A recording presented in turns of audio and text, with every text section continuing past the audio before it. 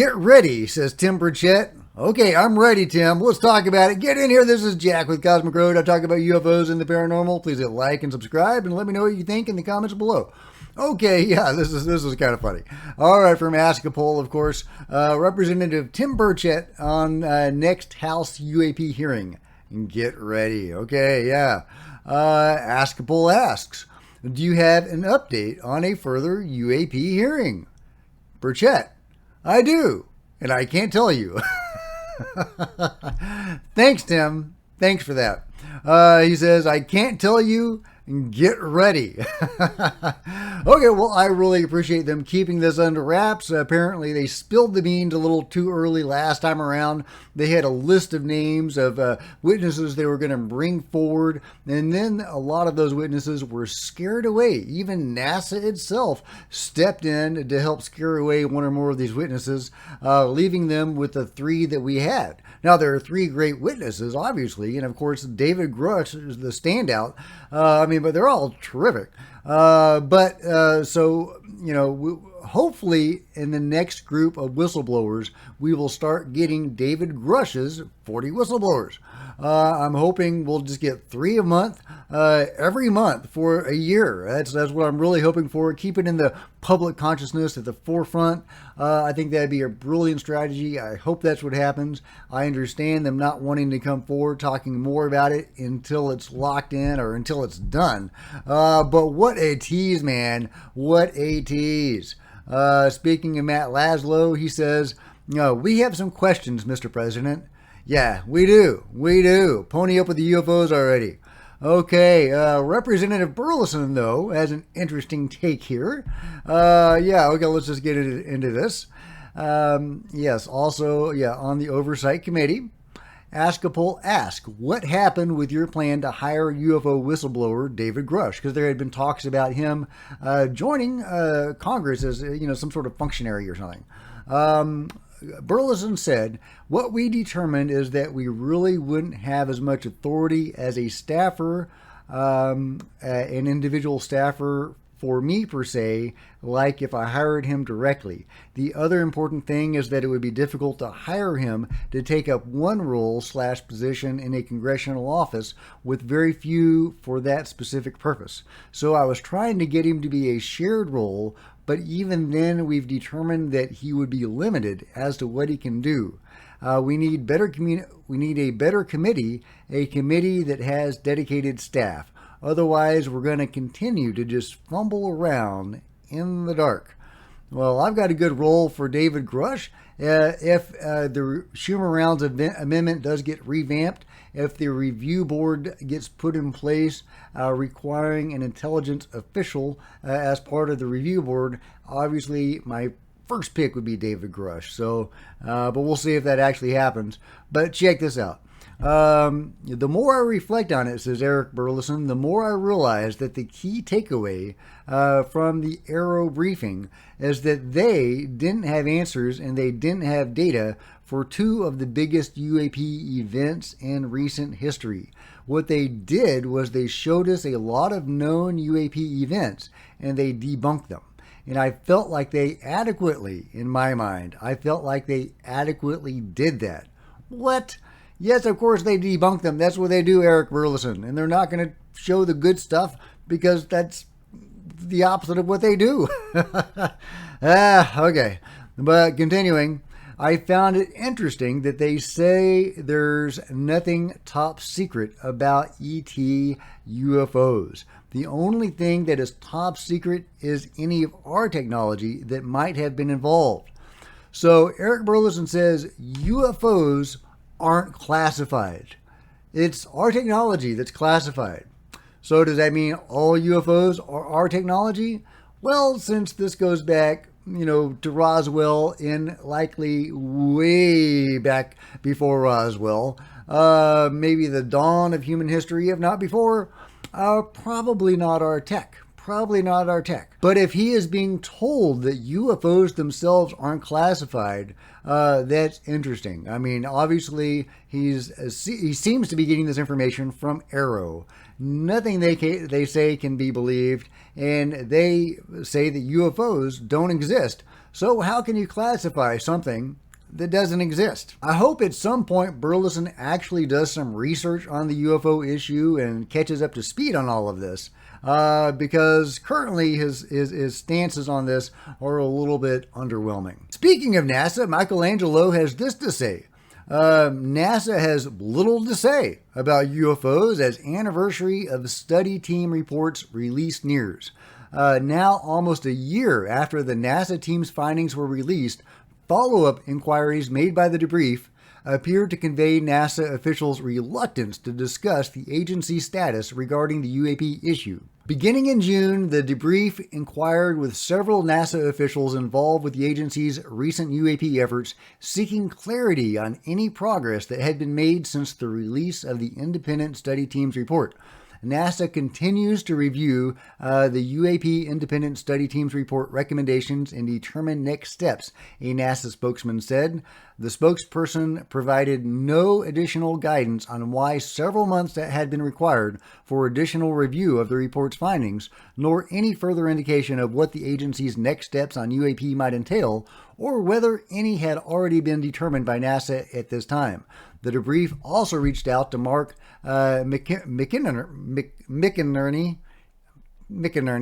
who was officially revealed as the agency's new director of UAP research last September, shortly after NASA Administrator Bill Nelson announced the new position within his agency last year. However, McInerney, that's the pronunciation I'm going with, did not respond to the debrief's request for an update on his agency's progress on the matter. So, yeah, what's going on with NASA? They announced this study of UAP, and they have gone radio silent. Did they find something? I mean, obviously, NASA found something a long time ago, but this is interesting anyway. Speaking of interesting, check out this crazy UFO video posted by Think Tank on Twitter. By the way, epileptic warning on this. So if you're epileptic, close your eyes for the next minute. Okay, but look at this. So you saw that weird thing in the sky. It seemed to shine a shaft of light. Boom. Look at that, guys. Look at that.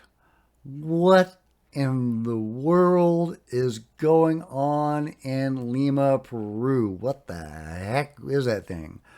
I mean, is this a laser show? Is this a drone? Is this the craziest firework ever made? Or is this something more anomalous? Let me know your thoughts on this crazy thing. But here it is again. It began as this little point of light shining a shaft of light. Okay, here we go. There we go. There's a little point of light shining the shaft of light. And then it kind of goes dark. And then, a little bit later, it pops into existence. Boom, look at that. Look at that. That's crazy. What is this? What is this? I want to know. I don't think it's anomalous. I'm sure this is just some sort of a light show or something. Yeah, but I don't know. I don't know, guys. Let me know your thoughts in the comments below. But what I do think is anomalous is this excellent Dragon UAP footage sent to me by Dr. Robert Shape. He didn't film this himself. This was filmed at an air show, the Columbus Air Show. And check this out, guys. Now, this is super slow down, super duper slow down, but you can clearly see these objects going behind that plane. Look at that. Look at that. At first, I wasn't sure because of the dark colors of the objects that they were just blending in with the dark coloration, but that does not appear to be that case because they emerge right from there where it's not dark.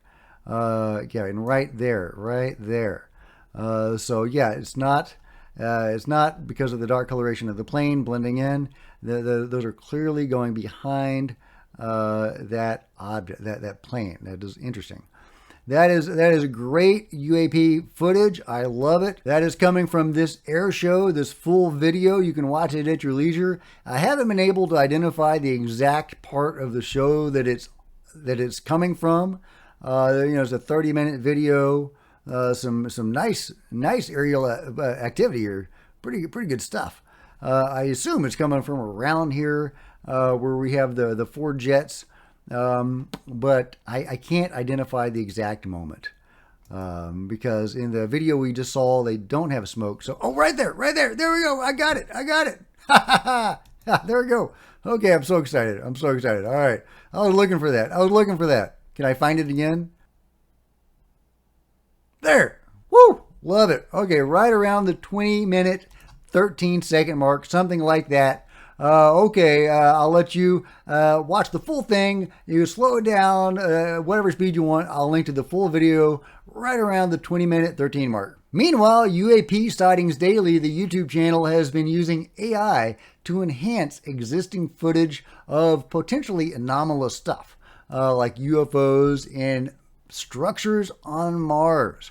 Okay, these are apparently pictures of Mars taken from this website right here, and he has used AI to enhance them. And look at that. It really does look like a structure. It's got doorways and may even have a window there. Really interesting stuff.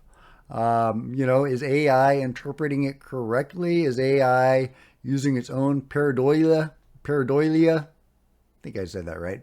Or is it showing us the way it really looks? Because, I have a hard time believing that, that is a natural feature. So let me know what you think. Are we looking at an alien structure, or, hey, who knows, an Atlantean structure or something like that on the surface of Mars? By the way, that was sent to me by Martin. Thank you, Martin. I appreciate it. That was a fun one. Also, check this out. This is another one from the same source, also sent by Martin. This is the original photo, and they've used AI to beef it up, this UFO over a volcano of Colima, Mexico. This is crazy, guys. I love it. Look at that. Okay, going back and forth is annoying, but look, okay, this is the AI reconstruction of this image. Yeah, that's what it looks like before, and that's what it looks like after. Okay, before the hand gets involved. Now, all right, check it out. This beautiful UFO, beautiful mountain too. Just a great shot. This is, I think, from a live stream that was recording like every so on seconds, every 15 seconds or something. It was taking a shot, and it got this. And here's the blow up with a couple of enhancements on it. You can see this kind of blue-green tinge over here, what clearly looks like a doorway or a window. Clearly a structured object, like a classic flying saucer. Who knows about any of this, guys, but this could be an amazing enhancement, an AI enhancement of an actual UFO. I tend to believe this is probably legit, but let me know what you guys think in the comments below. Meanwhile, Jose de la Rios Lopez shares with us more artwork from pre-Columbian times depicting the Nazca beings. I mean, just look at that head, look at those fingers. Those are clearly depicting the Nazca beings. Nice art too.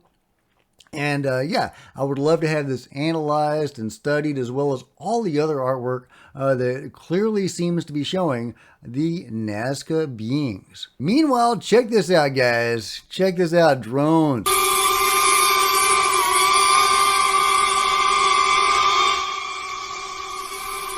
Drones navigating through a forest on their own. This is nuts, guys. How crazy is this technology going to get? Where is all of this going to go? I don't know. Navigating around the tilted bamboo. Very impressive technology. I mean, I've got to say, and it's pretty cool just from that point of view. But I do kind of worry about where this is all going. But hey, maybe you're more optimistic. Let me know what you think. Now, this is really interesting. This is from Ashiana Dean. I have read about the first half of her book, The Voyagers, The Sleeping Abductees. She's a contactee with a high-level experience and had fascinating information to share. The Voyagers is one of these big picture books, like the books of Seth or The Law of One. That really shows you a version of the bigger truth. There are discrepancies between each version, so I don't know which one, if any, is actually the true version, but They're all fascinating to read and to consider. And the Voyagers is dense. It's heavy. There's a lot to keep track of. I eventually kind of gave up, but I need to get back into it because it was super fascinating. Anyway, here is what she had to say about rebuilding your higher DNA strands through your consciousness. It's a 3-minute clip. I'm not going to play the whole thing, but here is a portion of it. That's one of the first primary things in learning to build DNA, is realizing you have this higher self, and it's located within the ultra-high frequency bands of the third dimension. It used to be part of who you are down here, except they did a genetic thing to us that took out certain bass tones and overtones that didn't allow those frequencies to plug in, so it created a division in consciousness. What was whole, that higher level of our perception and cognition, and this level, they used to be one, unified focus, and we understood so much more from that level. Well, you take a couple things out of the DNA, a couple little sound tones out of the DNA, it makes it so those portions of identity can't plug into these portions, and that's one of the things that was done to us. So one of our first healing things is to learn to access our higher self, and as we do that, we're starting to re-plug in those sound tones that were taken out that made that division in the first place. And there is a whole process. It's once you integrate the higher self, it's not over from there. Then you have your harmonic 2 level of identity, which is your soul level identity. It's you. It's your consciousness at the 4th, 5th, and 6th dimensional frequency bands. And there are certain things that have to take place in your DNA and in your bioenergetic field in order for that consciousness to embody itself in this body. So there's... Okay, I'll let you watch the rest of it at your leisure, but I think this is a fascinating concept of our higher selves intentionally split from our self down here, that someone did this intentionally to us, and that we can reconnect to it through certain methods. So let me know if you've tried any of those methods or what you think about this really interesting information. Let me know what you think about it all in the comments below. And if you've enjoyed this video, please give me a big thumbs up. I sure would appreciate it. Smash the like button, the subscribe button, and the bell to be notified of future videos. You don't want to miss a thing. Join me on social media. There's Facebook and Twitter links below. Love to see you guys there. If you wanted to support Cosmic Road in a bigger way, consider grabbing a coffee mug or a t-shirt in the merch store below, or by becoming a channel member. Channel members are rock stars, and I really appreciate you guys' support. Thank you. Meanwhile, there's plenty of other videos on the channel, and I'll see you guys next time. This is Jack with Cosmic Road, signing out.